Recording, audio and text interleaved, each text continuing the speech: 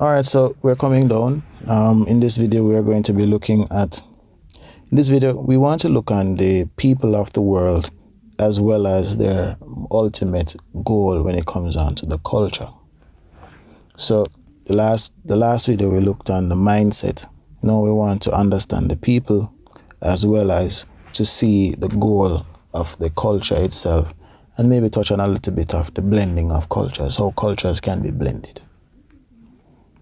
So our core scripture still remains Romans 12 verse 2. Don't become like the people of this world. Instead, change the way you think. Then you will always be able to determine what is good, determine what God really wants, what is good, pleasing, and perfect. Reading from the God's Words translation. So when it comes on to culture, we're talking about the practices, the ways, how the people live in terms of their lifestyle, mindset, and the standard in which they live. That's where we define it. Now we want to look on the people in general. How much do you know about the people that are a part of the culture?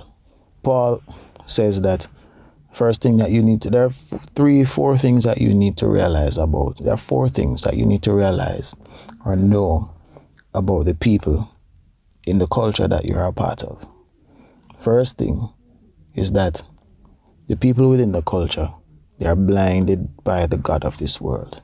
According to Paul, it says that is why we are not discouraged, though outwardly we are wearing. What Paul is saying is that, 4 verse 4, the God of this world has blinded the minds of those who don't believe. As a result, they don't see the light of the good news and Christ's glory. It is Christ who is God's image. So that's the first thing. People are blind. They don't see the light, as well as they don't believe in God, which is the second thing about the people that you need to understand. That the people of the world, the people are blinded. Their minds are blinded. They don't see the light that is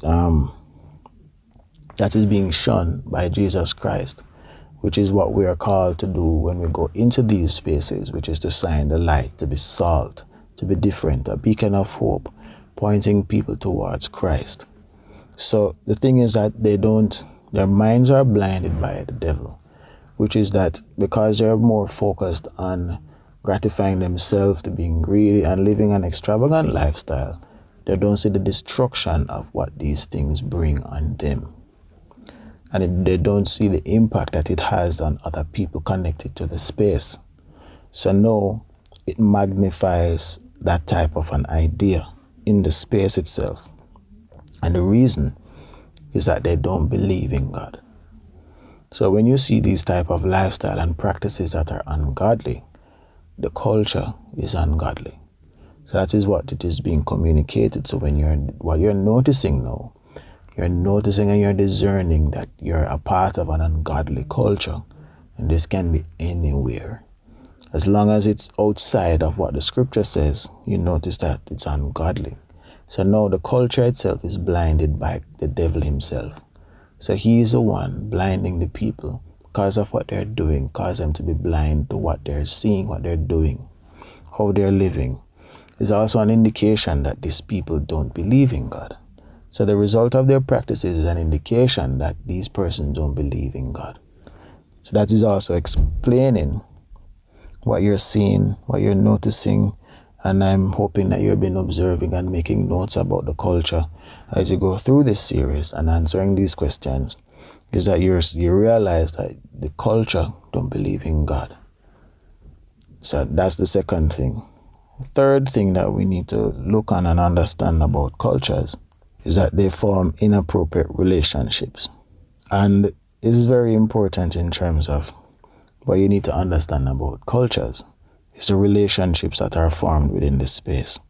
So according to Paul in 2 Corinthians 6 verse 16, can God's temple contain false gods?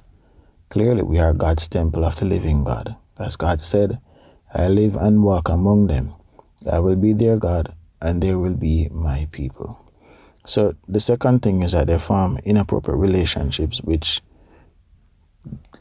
allow them to live in a compromise then basically. And that's the whole idea of the whole trying to blend cultures, to trying to be accepted by one set and accepted by the other set, but it's like you're in between because you're doing the two things. And the Bible also says in the verse above that says that stop forming inappropriate relationships with unbelievers. Can right and wrong be partners? Can light have anything in common with darkness? Can Christ agree with the devil? Can a believer share life with an unbeliever? So that's just an idea of the whole idea of blending cultures, where this is the people that form inappropriate relationships within this space. And the last thing is that they worship the devil according to Romans 12 verse 9.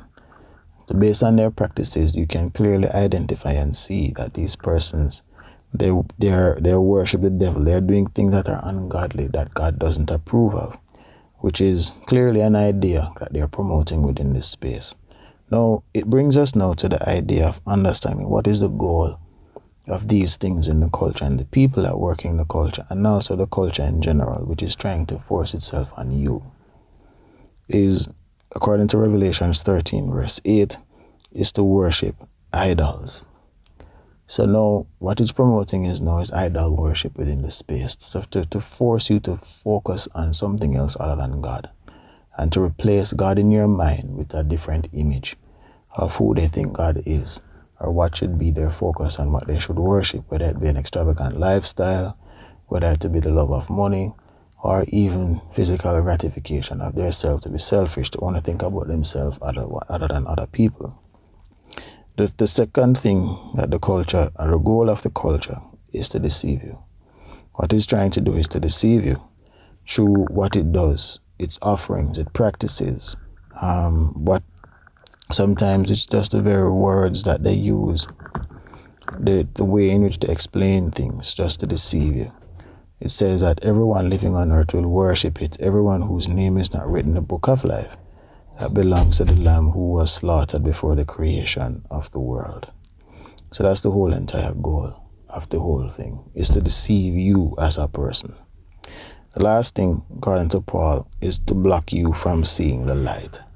So the whole entire goal of the culture, an ungodly culture, is to block you from seeing the light. So if you're not seeing the light of Jesus shining in the culture, then that means that the culture is a very dark culture. And now, put you in the position now to trying to understand what exactly you should do to respond to the culture. And that's the last thing that we will look on in this series, to help you understand what can you do to respond to the culture. Anyway, as you go about observing what is happening, now you begin to form ideas as to how exactly you can respond to the culture, which is where we're going to end this series in terms of cleansing the culture and your response as a believer to pray and to evangelize the culture.